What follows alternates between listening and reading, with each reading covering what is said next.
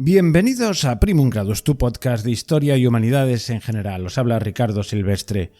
Os recuerdo que el Twitter específico del programa es @primumgradus. Estamos en iVoox, estamos en Spotify, estamos en la radio de la historia.com y en primumgradus.net, la web del programa. Bueno, podéis poneros en contacto conmigo y hacer preguntas y sugerencias a través del correo electrónico primumgradus@gmail.com, y a partir de ahora también hablo una nueva posibilidad, y es que dejéis mensajes de voz con vuestras sugerencias, preguntas o incluso críticas en WhatsApp. Tengo un número de WhatsApp que solo lo dedicaré a estos menesteres y que ahora mismo os lo doy. Mejor mensajes de voz, porque así los puedo incluir en el programa. Y quedará más dinámico, porque se oirá más de una voz. Ahora os digo el número. Allá va. 644190223. Repito, 644190223. No respondo llamadas, solo WhatsApp y mejor notas de voz. Bueno, vale ya de anuncios y deciros ahora que iniciamos una nueva serie que la iré haciendo, Dios mediante, pues cada mes o así, sacaré un capítulo que va sobre historia de la filosofía. Una historia muy básica para gente que realmente ha oído campanas o no sabe casi nada. Los expertos en filosofía se pueden escandalizar por algunas cosas de las que digo aquí, porque las digo muy básicamente. Pero la idea es más o menos que nos suenen los conceptos de filosofía. A veces, esta presentación lo hago a posteriori de haber grabado este primer programa, las ideas pueden ser un poco liosas y pueden surgir conceptos que uno no los aprende bien, pero como van a surgir continuamente, porque la historia de la filosofía se retroalimenta, los pensadores de hoy se basan en los del ayer y van repitiendo los temas, quizás no os agobiéis, quizás lo llegaréis a comprender muchas de las cosas que hoy no comprendéis más adelante, no os agobiéis, simplemente que os suenen los conceptos. Y que después de esto, pues hayáis dado un primum gradus, un primer paso, y a partir de ahí ya podáis investigar. Y desde luego podáis superar este programa, lo que se dice aquí, que va a ser muy básico. Bueno, ya no me enrollo más. Empezamos.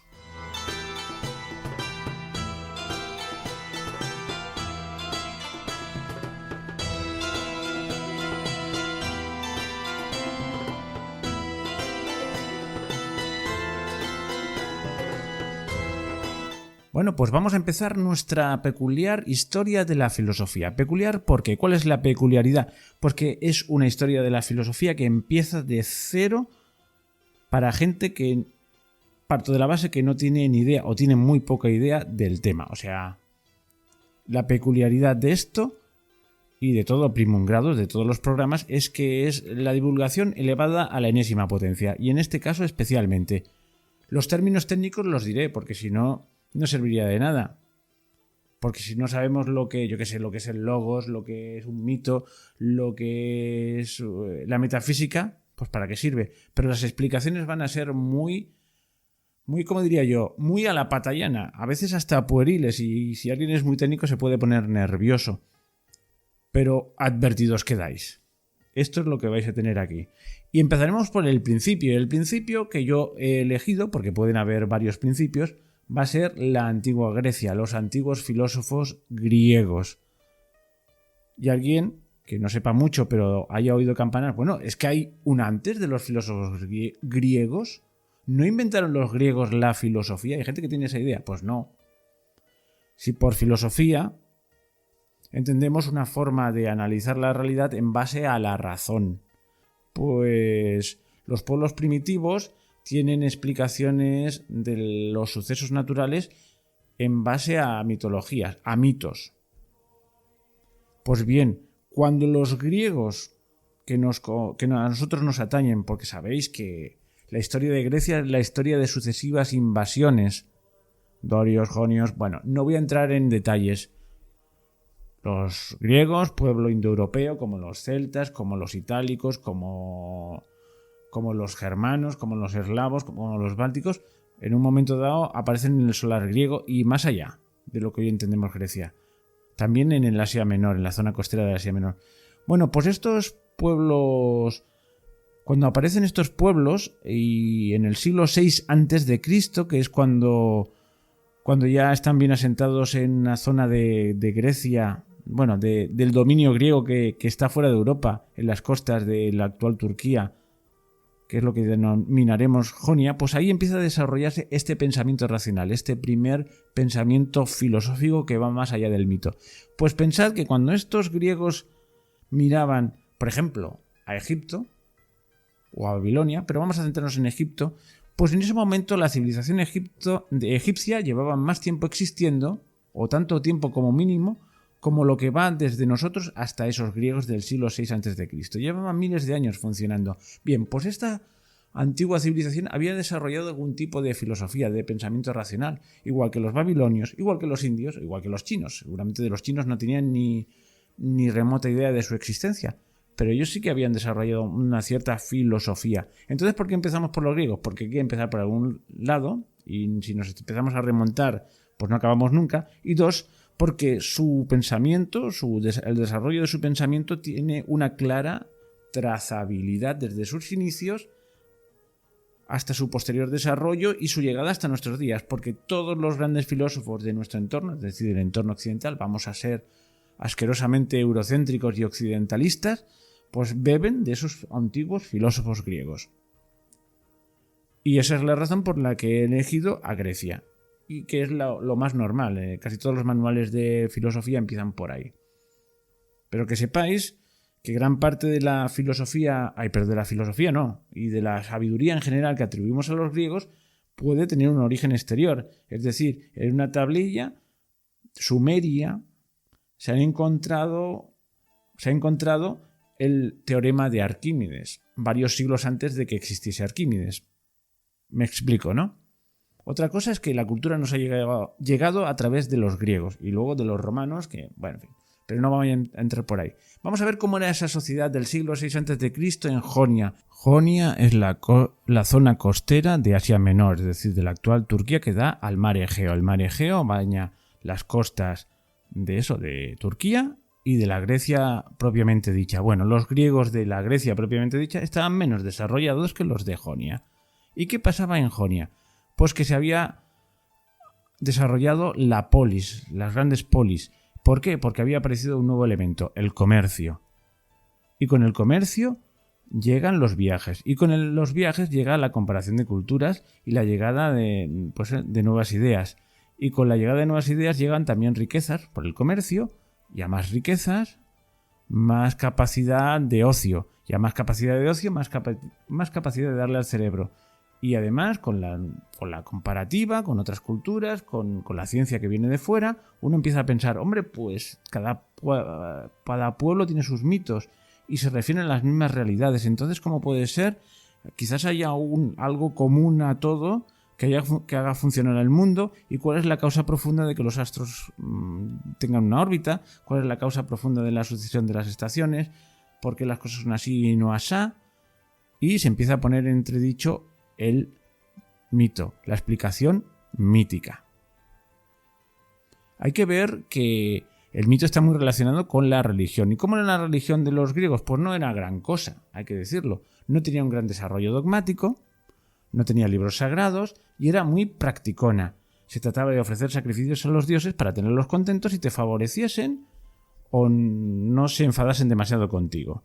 Porque ¿cómo eran esos dioses? Pues eran unos dioses muy poco divinos, eran muy humanos, excesivamente humanos, eran como hiperhumanos, eran como hombres, pero todo muy exagerado, con grandes pasiones, con grandes manías, eran como una especie, en cuanto a poderes, eran como una especie de superhéroes estos de Marvel, con inmortalidad y que vivían ahí en el mundo, fuera del mundo quiero decir, y eran caprichosos y había que tenerlos contentos.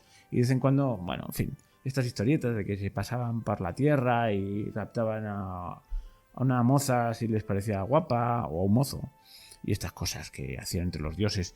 Y más que una teología era una historieta de diosecillos o de dioses o de héroes que, bueno, pues que se relacionaban entre sí, se traicionaban, se amaban, bueno, estas cosas, ¿no?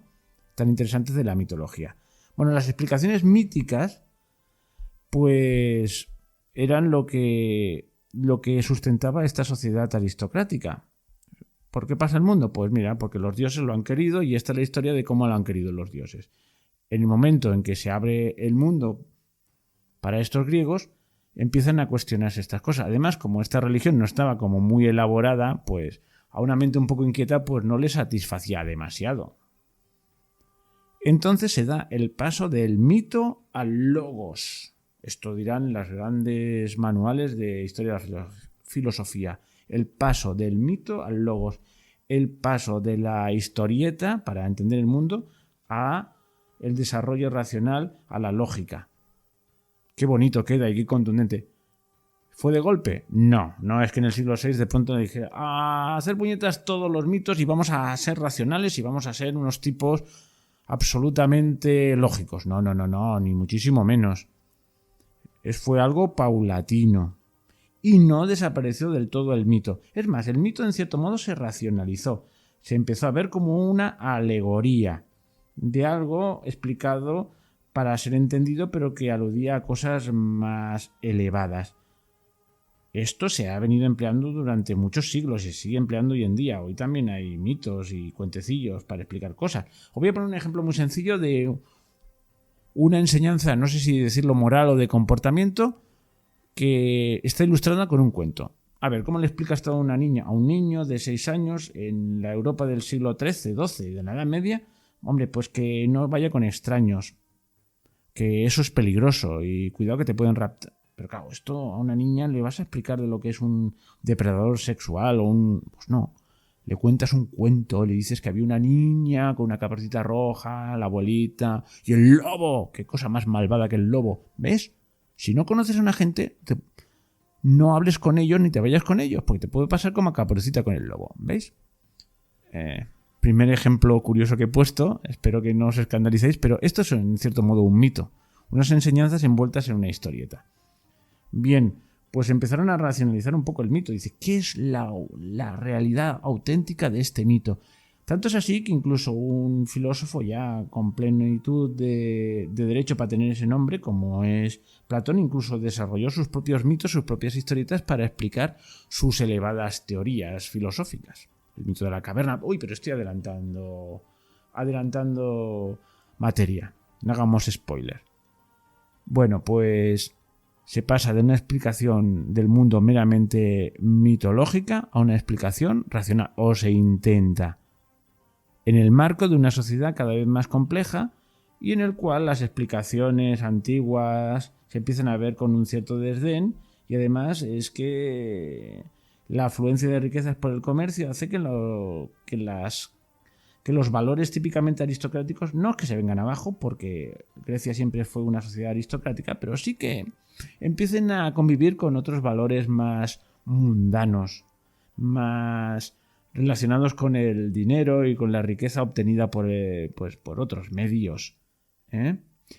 Y la gente empieza a pensar de, bueno, aparte del linaje, yo también quiero participar y vamos a pensar las leyes. No pensemos que es lo de toda la vida y vamos a seguir las tradiciones de toda la vida que vienen de lo alto. Vamos a pensar nuevas leyes, nos reunimos. Pues en ese ambiente es donde nace la filosofía, el pensamiento lógico. La gente, algunos personajes singulares empiezan a darle vueltas al coco y dicen, vamos a intentar explicar, vamos a ver cuál es la causa última del movimiento, vamos a ver cuál es la causa última de, pues yo qué sé, de que exista el mundo. A partir de ese pensamiento se empieza a desarrollar la filosofía y aparecen los primeros filósofos, los llamados filósofos, les llamamos ahora. Ellos no se llamarían así, porque entre otras cosas no sabían que existiría Sócrates. Los que nosotros llamamos, los estudiosos llaman los filósofos presocráticos, es decir, de antes de Sócrates. Sócrates es un tipo que es como parteaguas, hay un antes y un después. Pues los filósofos más antiguos son los presocráticos. Vamos a estudiarlos a continuación.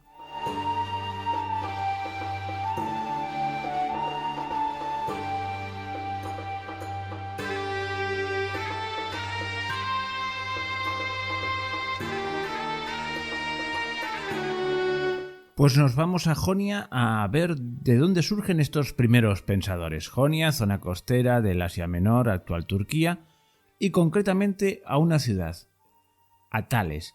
De ahí salen 3 de estos primeros grandes sabios: Tales de Mileto, Anaximandro de Mileto y Anaxímenes de Mileto. Buena cosecha. Estamos sobre el siglo VI. Y antes de continuar, debo aclarar que la palabra filósofo significa amante de la sabiduría. Una pequeña etimología: filos significa amante, amigo; sofía, sabiduría. Son los amantes de la sabiduría, pero en un sentido amplísimo. Entonces el saber no estaba tan especializado. El sabio era un sabio total. Sabía de ciencias naturales, sabía de matemáticas, sabía de lo que se le pusiese por delante. También hay que decir que no tenía todo el bagaje acumulado que tenemos hoy en día. Hoy en día, por ejemplo, de ciencias naturales sabemos muchísimo, de tal manera que para llegar a dominarlas, pues tenemos que especializarnos no ya en las ciencias naturales, sino en una porción de ellas. Pero entonces no existía la especialización. Estos señores lo mismo te hablaban de astronomía que de zoología.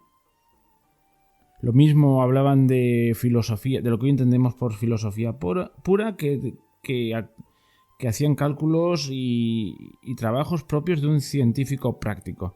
Tales es un perfecto representante de esta mezcla del filósofo y el científico. Así tenemos noticia, no es que lo ponga en duda todo, pero abro paréntesis: todo lo que sabemos de estos sabios de la antigüedad no lo sabemos porque nos hayan llegado sus obras perfectamente editadas y manuscritas o lo que queráis. No, sabemos lo que ellos dijeron porque otros dicen que lo dijeron. Así, pues no sé, en la metafísica de Aristóteles habla de Tales, Aristóteles, en su libro La Metafísica, diciendo que para el tal Tales la Tierra está sobre el agua, por lo que parece que se la imaginó a la manera de un delgado disco flotante, por lo que se deduce de este escrito, pero no sabemos directamente lo que dijo Tales, sino lo que otros dicen que dijo. Bueno, pues este Tales pues saltó a la fama porque fue capaz de predecir un eclipse de sol que, según Heródoto, se produjo al final de la guerra entre los lidios y los medos. Así, calculando los astrónomos que un eclipse que fue probablemente visible en Asia Menor ocurrió el 28 de mayo del 585 a.C., pues ya tenemos más o menos situado el mundo y la cronología en la que vivió nuestro pensador. Bueno, hemos hablado del agua. Efectivamente, para Tales de Mileto, pues el agua era el principio único de todas las cosas. Y todas las cosas están llenas de dioses. Bueno, son expresiones misteriosas. Aquí no sabemos si lo que quería decir es que todas las cosas son o se componen de agua o simplemente que la Tierra procede del agua, puesto que sobre ella flota. Y siempre nos quedará la duda. Supone Aristóteles, bueno, siempre ponemos a alguien interpuesto, bueno, en este caso Aristóteles, que la observación pudo haber llevado a Tales a la conclusión esta de que el agua era el principio de todo, llegando a dicho concepto quizás al ver que todas las cosas se nutren de lo húmedo y que el calor mismo se genera a partir de la humedad y por ella se conserva, y que aquella parte de lo cual vienen las cosas es principio de todas ellas. De este modo sacó su noción así como del hecho de que las simientes de todas las cosas tienen una naturaleza húmeda y el agua es el origen de la naturaleza de las cosas húmedas. Bueno, esto es una cita de Aristóteles en su Metafísica otra vez. De él dijo Nietzsche, que es un filósofo bastante más moderno, pues aunque la propuesta de Tales pueda parecer rudimentaria, dio un paso fundamental: comenzó a creer en algo natural, el agua, como clave de todo. En tanto que matemático y astrónomo rechazaba las explicaciones míticas y alegóricas. La formulación de hipótesis físicas para explicar el universo le convirtió en la excepción entre los griegos de su tiempo. Esto dice Nietzsche en su libro La filosofía en la época trágica de los griegos. Bueno, ya hemos visto antes que él decía que las cosas están llenas de dioses, o incluso decía que el imán tiene un alma, porque mueve el hierro. Pero claro, ya os digo, interpretar todo esto con certeza es muy difícil. Y a veces nos puede sorprender esto del agua, de ¿cómo puede pensar esto, de que el agua puede ser el principio de todo? Bueno, pues pensar que el agua, por la evaporación, fenómeno que él observó directamente y sacó sus conclusiones, se puede volver gas, se queda una nube y se puede solidificar y bueno, pues en fin, ya sé que son muy, muy básicas estas deducciones, pero es un primer intento y muchos piensan que estas ideas las recogió de la cosmología egipcia y babilónica, además de esas observaciones personales, y que cuando afirma que todas las cosas están llenas de dioses, quizás también querría decir que toda la naturaleza está compuesta básicamente de agua, tiene vida y movimientos propios. En ella todo está vivo y animado. Esto se llama hilozoísmo. Qué palabra tan rara, ¿verdad? El hilozoísmo, que no sabemos si él realmente lo consideraba en serio, pues es una doctrina metafísica que decía algo así como que la materia no solo es activa, sino también viviente, que tenía espontaneidad y sensibilidad. Bueno, y hasta aquí, bueno, se saben muchas más cosas de tales, se podía agotar más el tema, pero yo creo que como una primera presentación ya está bien. Vamos a por el siguiente. Anaximandro. Parece que era más joven que Tales, porque un tal Teofrasto lo describe como un discípulo y compañero de Tales.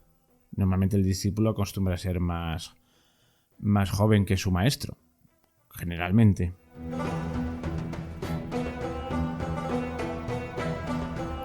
También se ocupó de ciencias prácticas y se le atribuye el diseño de un mapa que presuntamente se utilizaría para navegar por el Mar Negro.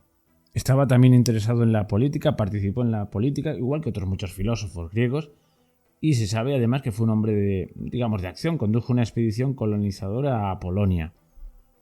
Pero, ¿qué es lo que dijo Anaximandro? ¿Qué es lo que pensaba? ¿Qué es lo que le distinguía? Él no ve en el agua el principio de todo. Él dice que ninguna sustancia concreta de las que existen en el universo podría ser el principio de todo, porque todas las cosas proceden de él, por tanto debe ser algo indefinido, indeterminado, y a esto le da el nombre de apeiron. El apeiron es inmortal e indestructible, eterno y no envejece. Le atribuye caracteres propios de los dioses de la mitología griega. El principio de todas las cosas es este apeiron. Ahora bien, a partir de donde hay generación para las cosas, también se produce la destrucción. Y la destrucción de unos seres engendra a otros. Es un proceso necesario, regular e inevitable en el cosmos. Hay un ritmo cíclico en el universo, dentro del cual todo sale de y todo vuelve al apeiron. Anaximandro sugiere la posibilidad de innumerables mundos sucesivos que aparecen y desaparecen dentro de un mismo marco temporal. Entiende el orden existente en el universo como un orden jurídico y moral. Pagar culpas, reparar, injusticia, son términos que usa en estos casos. Algunos entendieron aquí que existir es separarse del magma inicial y vivir supone usurpar el futuro, una injusticia que ha de ser pagada con la muerte, igual que el budismo. Otros lo interpretan de otra forma y piensa que es más acertado pensar que el apeiron que del apeiron empiezan a separarse sustancias opuestas entre sí y cuando una de ellas prevalece sobre otra se produce una reacción que restablece el equilibrio. Y esto lo ponía, por ejemplo, se podría ver en la alternancia de estaciones, frías húmedas y cálidas secas. Bueno, nos puede gustar más o menos su teoría, pero ya incluye una cosmología que narra la formación del cosmos y del hombre sin recurrir a representaciones míticas. Por rotación se separan en el apeiron lo frío y lo caliente. Lo frío húmedo ocupa el centro y a su alrededor gira una masa de fuego. Por el calor se evapora una parte del agua y surge la tierra seca. Se forma el cielo como una cortina de vapor, por cuyos orificios podemos ver el fuego exterior, las estrellas.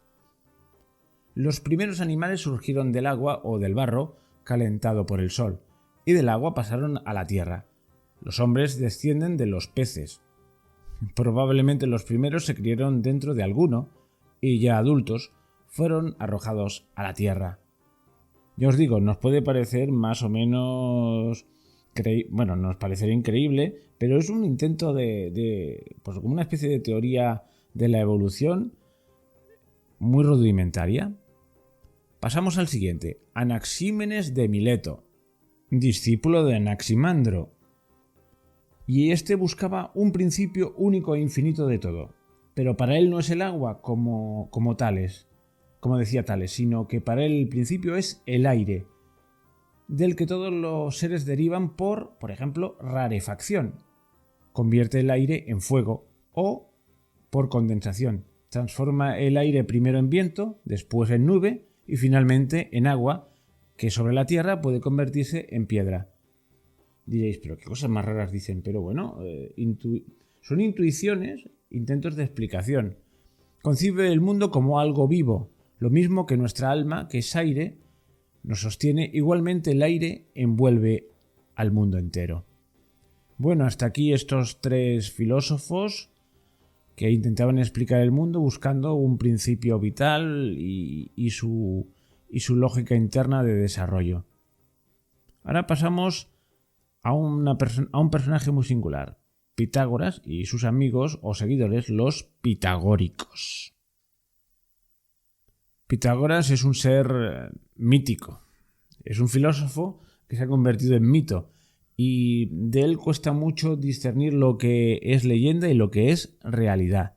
Nació en Jonia, una vez más, pero no en Mileto, sino en la isla de Samos, hacia el 572 a.C. Posiblemente conoció a Anaximandro.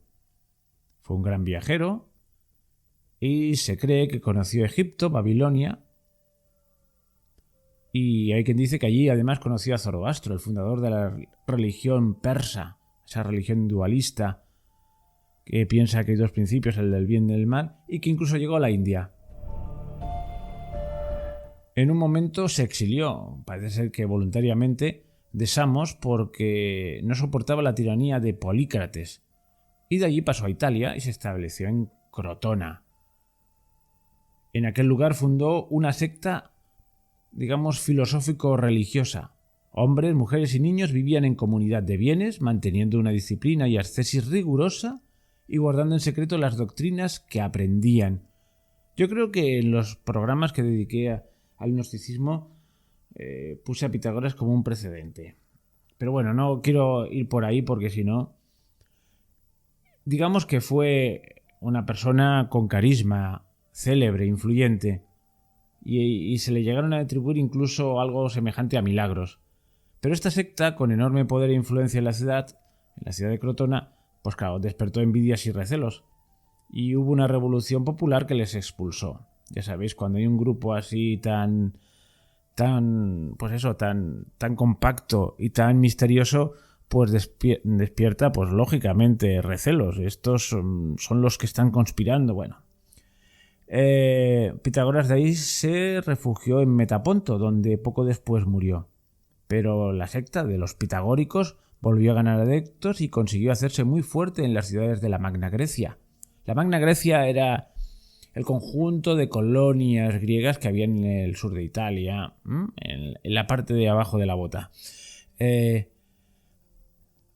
Y este movimiento sectario, por decirlo de alguna manera, floreció enormemente hasta que otra revolución popular acabó con él. Y realmente no sabemos muy bien qué doctrinas eran las del fundador y las de sus discípulos. No se podían distinguir porque todas se las atribuían a él. Claro, él era el personaje místico y cualquier cosa que dijeses que venía de Pitágoras, pues tenía marchamo de venir de lo más alto. Tuvo discípulos célebres como Alcmeón, Filolao y Eurito, todos de Crotona. Os digo nombres, aunque ya sé que no se van a quedar, pero por si algún día los veis por ahí y no son precisamente todos de contemporáneos de él, otros son de siglos posteriores. El pitagorismo tiene un contenido místico religioso, no es absolutamente racionalista, y sostiene la doctrina de la transmigración de las almas, orfismo, y el parentesco entre todos los seres vivos. Creían también en un eterno retorno de los mismos acontecimientos en ciclos cerrados. Sus normas de abstinencia eran rígidas, y también sus rituales y costumbres morales.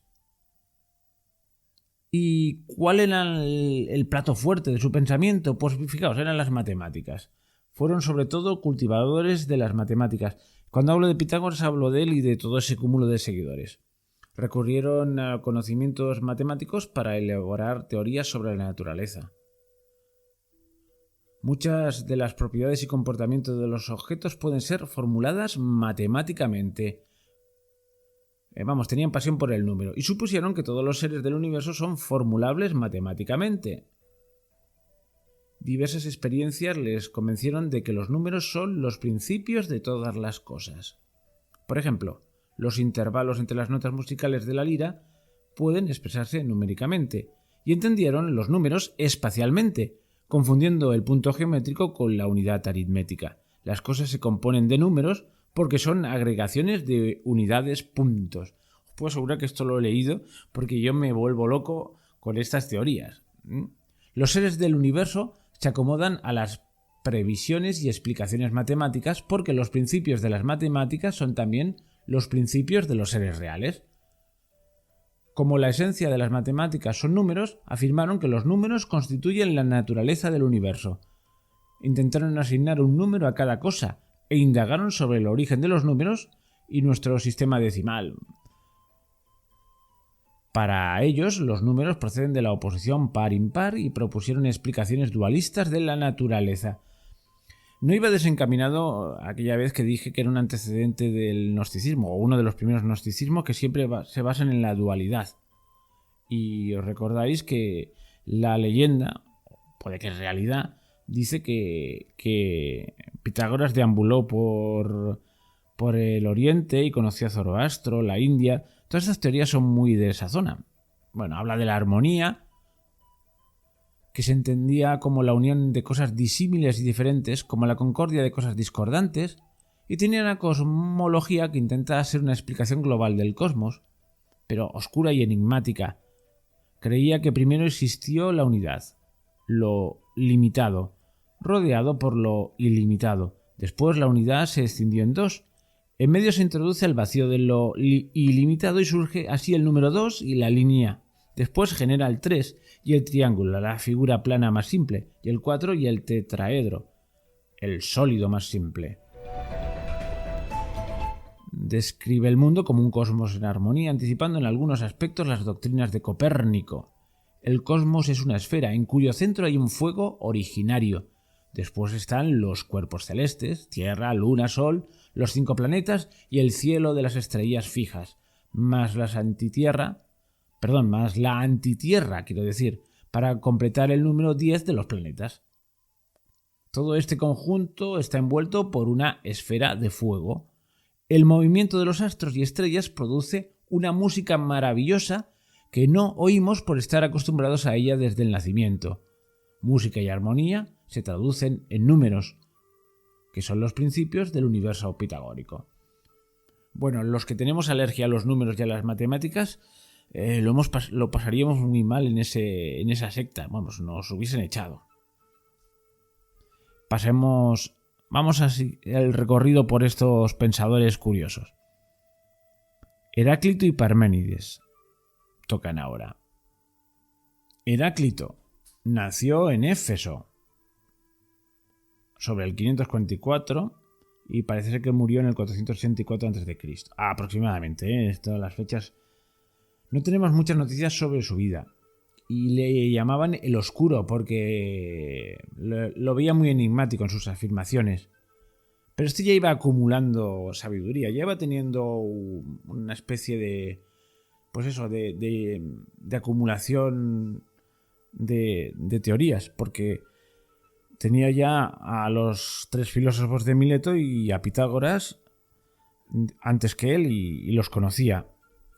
Y este vuelve a la manía del principio universal, y para él el principio universal es el fuego, que es eterno y se enciende y se apaga según cierto orden y medida. El mundo no lo ha creado ningún hombre o Dios, siempre ha existido y es y será fuego eternamente vivo. Todas las cosas salen del fuego y vuelven a él, perecen en fuego en una especie de conflagración universal para luego volver a renacer. Volvemos a la idea del ciclo cósmico que ya sugirió Anaximander. Ya os digo que este ya va acumulando sabiduría previa.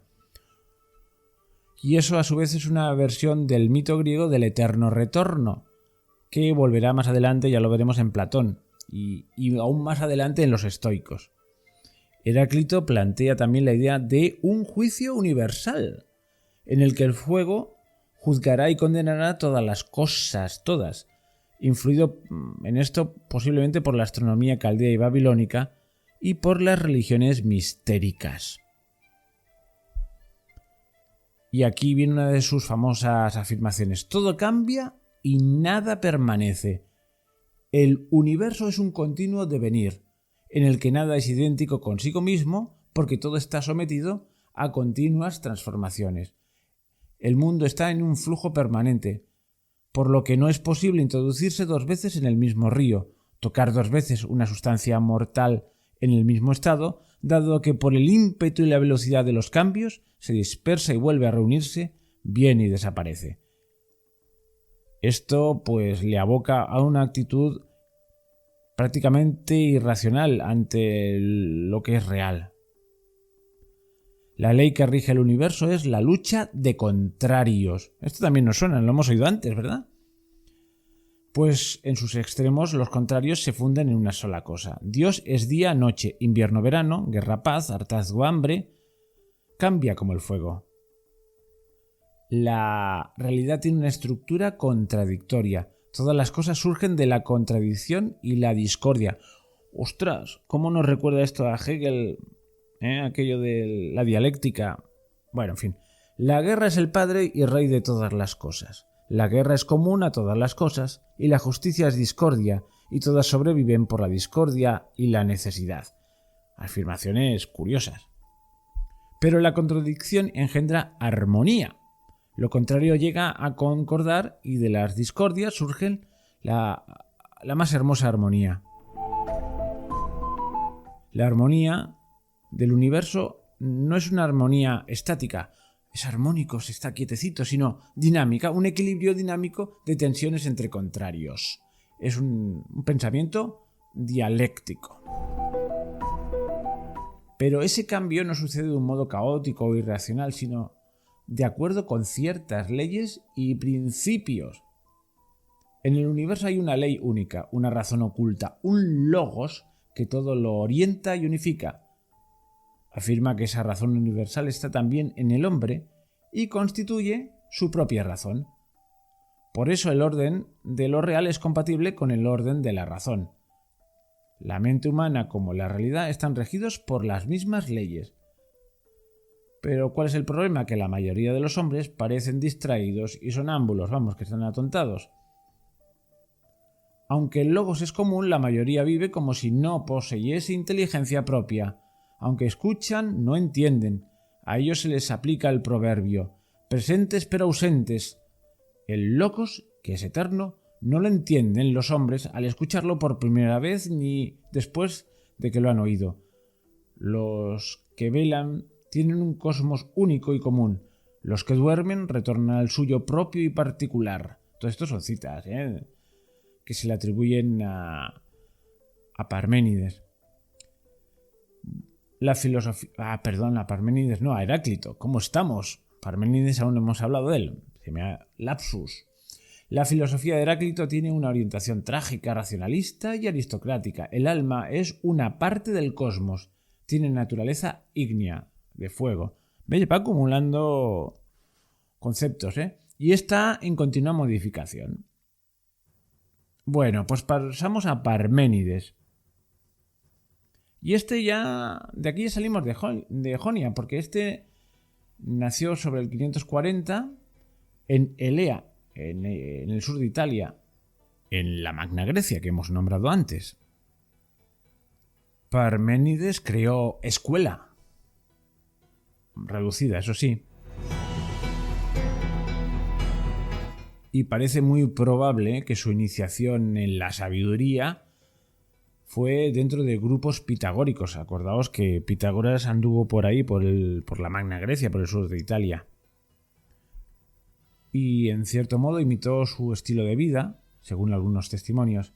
Pero luego los abandonó, fundó su propia escuela, ya lo hemos dicho, y desarrolló una filosofía propia, que valoraron enormemente otros filósofos posteriores como Platón, que dijo de él que era digno de veneración y tremendo a la vez.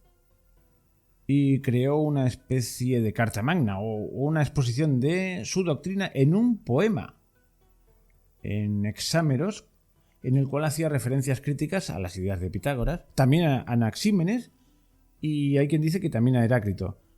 No lo podemos saber con certeza porque, aunque se conservan buena parte de fragmentos del poema, la interpretación es difícil y faltan otras. Y el poema tiene una especie de prólogo de resonancias míticas donde se dice que a continuación viene una revelación filosófica. ¿Os das cuenta que todos estos filósofos estaban a un paso de una especie de sectarismo curioso, de un conocimiento arcano? Bueno, queda dicho. El contenido del poema se divide en dos partes. Uno, la vía de la verdad, en la que Parménides expone su filosofía, y dos, la vía de la opinión, donde expone una cosmología con muchos elementos pitagóricos que considera engañosa. Solo nos interesa aquí la primera parte, que es algo enigmática. Y leo una traducción que tengo aquí y dice: «Te diré, escucha con atención mi palabra, cuáles son las únicas vías de investigación que podemos pensar. Una, que se es y que no es posible no ser. Es el camino de la persuasión. Acompaña en efecto a la verdad. Otra, que no se es y que es necesario no ser. Te mostraré que este sendero es por completo inescrutable. En efecto, no conocerás lo que no es, porque es inaccesible, ni lo mostrarás, pues lo mismo es el pensar y el ser pensado». Tomaos 2 minutos y a ver si lo entendéis. Bueno, es complicado, ¿verdad? Quizás ahí se puede interpretar que están dando a entender algo relativamente sencillo. Lo que es decir, el ser, es y puede pensarse. Lo que no es decir, el no ser, ni es ni puede pensarse. Bueno, bien. Luego dice cosas tales como que de una realidad única no puede surgir lo múltiple. Si solo existía agua en un principio, ¿cómo es que han surgido muchos más elementos diferentes? Esto es una crítica a teorías anteriores, ¿os acordáis? Lo que nunca existió no puede surgir de golpe y lo que siempre ha existido no puede ser destruido. El ente, lo que hay, el ser, lo que es inengendrado, ingénito, es decir, no ha nacido, indestructible, finito, compacto, homogéneo, indivisible, esférico e inmóvil.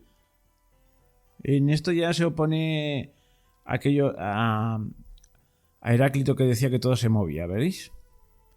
Es inengendrado e imperecedero porque de lo contrario habría que suponer que procede del no ser y vuelve a él, pero el no ser es impensable e inexistente. Todo tiene su lógica, ¿eh? Lo que a ello existe ha de ser una realidad única e individual.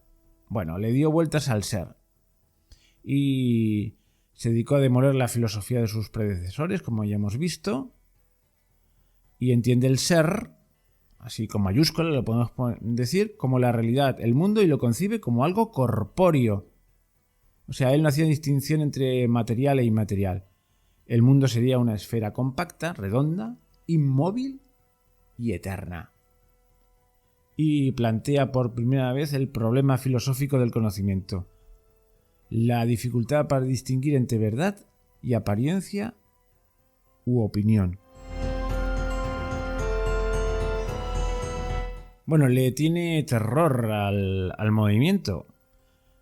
Su existencia en lo permanente pues le llega a negar el movimiento o el cambio de la apariencia de las cosas. Pero claro, esto significa eliminar el conocimiento sensible y se sobrevalora la razón abstracta. Es decir, el conocimiento sensible nos puede engañar. Bueno, esto nos recuerda mucho a Descartes. Bueno, estoy haciendo spoiler otra vez. Y si parto de la base de que los que estáis aquí partís de cero y os estoy hablando de Descartes, que viene muchos siglos después, estoy haciendo trampa. Simplemente que os quedéis con estas ideas porque volverán a salir. Ya hoy os digo que todos los pensadores de Occidente viven de estas fuentes.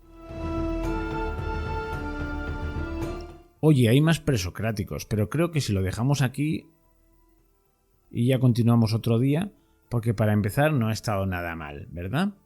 Así que lo dejamos aquí y continuaremos con los presocráticos segunda parte, ¿vale? Espero que os haya gustado. Si os ha gustado, poned un me gusta. Hasta pronto.